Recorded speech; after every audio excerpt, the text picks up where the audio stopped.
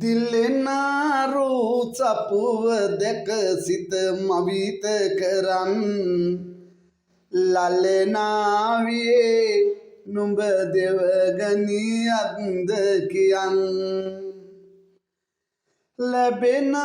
රජකමත් පෙළපත ඉවත දමන්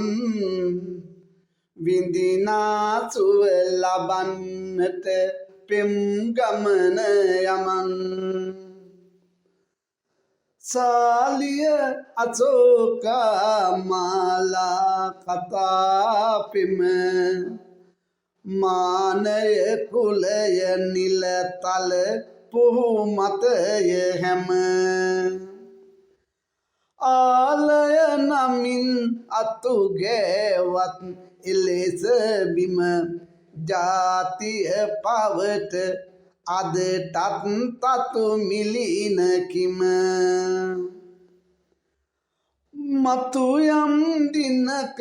මෙත් මුනි ලෙස බුදු වන්නේ පුතු උඹ නේද කුමරුන් ලෙස උපදින්නේ ඇතුගල බිමට එය අභිමන්ගෙන දෙන්නේ තතුවැයි එලෙස ඉතිහාසෙන් සැඟවෙන්නේ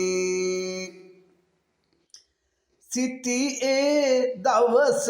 ගල්ගිරියා කඳු අතර කැටිකොට ඇතත් දරු පල ගැන නැත පැතිර මැටි මුසු බඳුන් තිබුණත් දස දෙස විසිර වැටියෙන් තොර යමක් කොයි කොතැනද විවර හෙළකම් රකින ඔසු අදටත් මෙහි වැවෙන වෙදකම් කළ අයුරු දිස් වෙන තැන් මෙතැන කැටයම් ඉසුරු මුනි පෙම් යුවලගේ දසුන මනරම් වුවත් නිජබිම වනගත එතැන සේවා රැසක් පෙදෙසට කළ මුත් දැඩිසේ ඒවා වැව් වතර කෙත් වතු ලෙස සැරසේ ගවා ඇතත් නම් ගම් එහි රජ දවසේ මේවා හැදුවේ මේ අය බව නම් නොඇසේ තම පුතු දෙසට පිය රජු පය යොමානෙත බිම තුල රන් නිදන් පිටු වපුරලා ඇත ලැම තුල